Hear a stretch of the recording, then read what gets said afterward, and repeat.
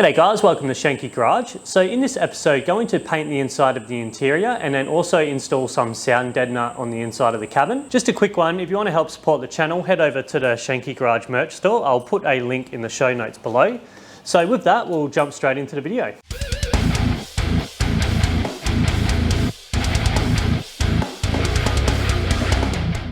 Okay, so back into the interior of the HX 1 tonner build, going to paint the inside of the cab and then also lay some of this sound deadener on the inside.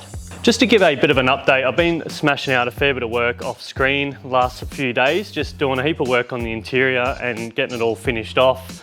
It's been quite sort of boring finishing off jobs, so I haven't bothered filming it, but I've got all this dash finished off now. I've got these fillet buttons all mounted up, so you've got a set on each side. Got the double din unit mounted in there as well. Have bent up this bottom section here and then got that bolted to this section here. Just use some countersink screws there so you can't really notice them. And I'll probably do the same for this top bit as well. So I'm just using them button style bolts, but I'll get some countersink screws and screw into there so they're not as noticeable. But yeah, I'm quite stoked with how that dash surround has turned out. It is quite simple but also functional at the same time. So I'm going to get that wrapped in the vinyl. I'm thinking probably the same color as the dash pad. So yeah, it's going to kind of soften it up a bit. And then yeah, with these other sort of black kind of highlights in there, I think that should look not too bad. So this whole interior, I'm kind of keeping it very simple. I'm going for that sort of very simplistic kind of look on the interior. Now you probably noticed on the other side, I've filled in the where the air vents go. So there's like this indent there with the air vents. So I've just filled that in.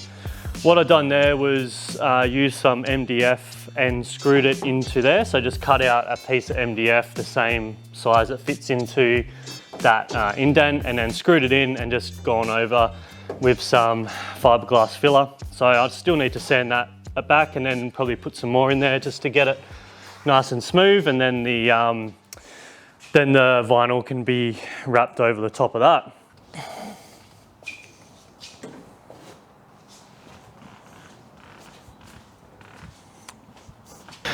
Okay, so I've just removed all that interior and gone over the inside with 150 grit sandpaper. It was quite rough and coarse, the epoxy, there was a lot of overspray that had stuck to the epoxy. So I've just, scuffed it all up, smoothed it off with 150 grit and then gone over with the grey Scotch-Brite. So it's all pretty much ready to start brushing on the KBS. Now, I've used this KBS before and brush it on, and you can get a reasonable finish brushing it on. So I just think it's going to be a lot easier brushing this rather than getting the gun out and masking all up and spraying. Now I've got the satin black, some left over there, so I'll use all that up, and then I've got some gloss black, so it's not really going to matter too much. I'd probably rather satin black, but obviously you're never really going to see any of it. It's going to be covered with the sound deadener, and yeah, it's just areas that you're not really going to see anyways.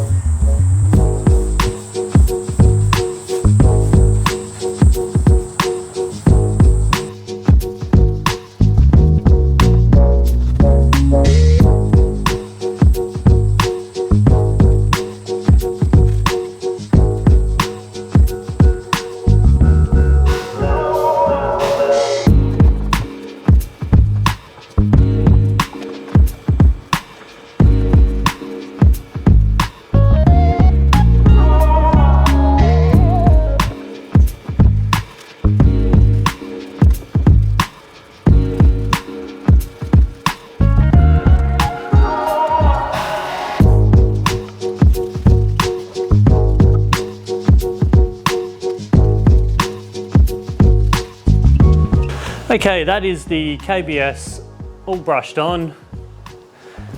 It's turned out not too bad. It's not the best coating when you brush it on, but it's only the interior. It's a little bit blotchy with the gloss, so I started with the satin black. I only had about 1/4 of a tin of satin black. I started on the roof and this rear wall here, and you can kind of see where I finished and then started with the gloss black So if anything, the satin black definitely looks a lot better than the gloss black when you brush it on. The gloss sort of looks, yeah, really patchy in areas, but anyway, it's just the interior. It's all going to get covered up with the sound deadener anyway. And I didn't really spend a whole lot of time sanding it all back or anything. But yeah, as long as it's nice coating, it's going to protect it, so should be good.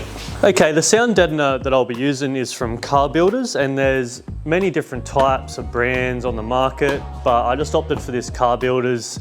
I've seen a lot of guys use this stuff and recommend it, and it's stocked at Rare Spares, so I just went around Rare Spares here in Brisbane and picked it up. Each box has got 1.8 square meters, or covers 1.8 square meters, and I've got 3 boxes. I'm hoping to get away with 2 boxes, but we'll just see. It is quite heavy, so if I can limit the amount that I put in there. I got a install kit as well. Now, this is probably a little bit gimmicky really. Comes with your roller for your rolling in the nooks and crannies. You get some tape for around the edges and stuff, Stanley knife, bottle opener, and a stubby cooler as well. But really the only thing I guess you really need is just this roller, and I think you can buy them separately, and I'm sure everyone's got a Stanley knife at home. So yeah, it's a little bit gimmicky, that install kit. So this sound deadener is stage 1, and there's a few different stages after that. So you got stage 2 products, you've got acoustic liner, there's a waterproof carpet underlay. So yeah, there's various stages. I'm not really too up with it, but I think I'm just gonna stick with stage 1 and then just put the carpet over the top of that. I think this is gonna take most of that road noise out. It is an old car, so I'm not really too worried about it. I'll be driving around with the window down anyway, and I'm sure all you're gonna hear is bloody engine. So I think this is probably gonna do majority of the sound deadening, but I will be interested to know if anyone has added in extra stages and if it has actually made any difference. I'd be interested to know.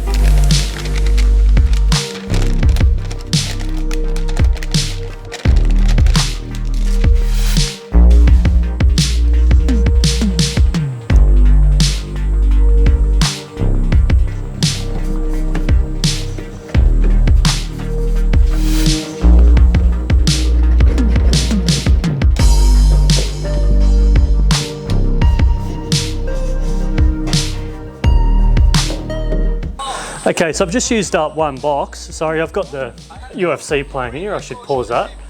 Just watching the UFC and drinking a beer while I'm putting this stuff in. But used up 1 box, and I've probably covered about 2/3 of the floor and the firewall. So that's 1 box so far. Already I can tell it's made a difference, but just to give you an idea, I'll put the microphone just in the middle here, and I'll tap here just using this roller.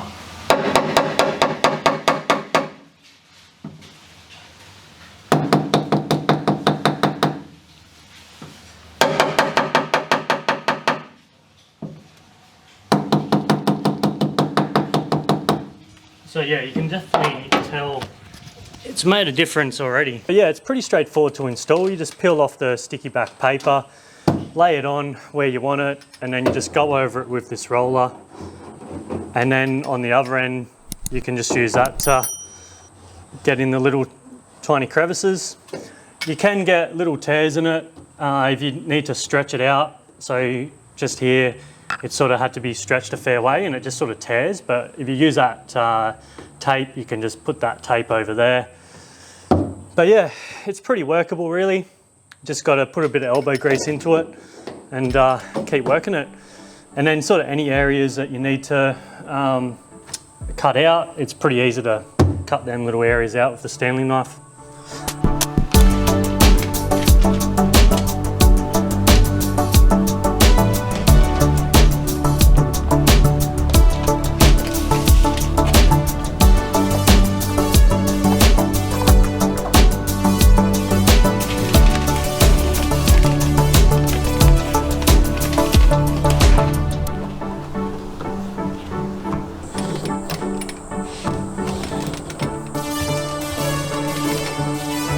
Okay, so that is all the sound deadener installed.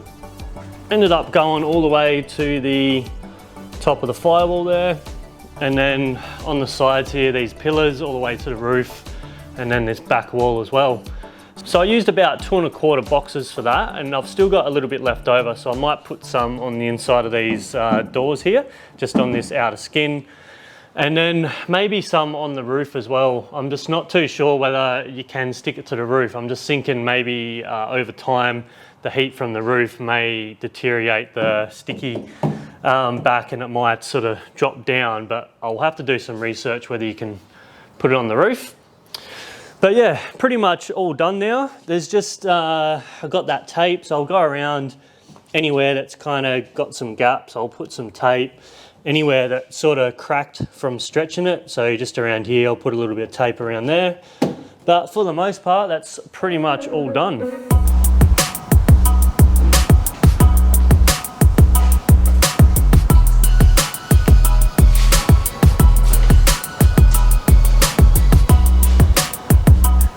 So that is another job ticked off the list. It's pretty much nearly ready for the motor trimmers at the start of next month, but I want to get this wiring done before it goes to the trimmer. That way all the wiring's ran, and then the trim can go over the top, all the carpet, and then that way I don't have to pull it all apart again.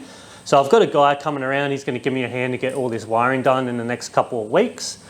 So yeah, pretty excited to get it to the trimmers, get all the interior done, and then finish off heaps of other little jobs, and it's going to be pretty much nearly ready to drive. So still got the brakes to bleed, fit the radiator, do all that sort of stuff.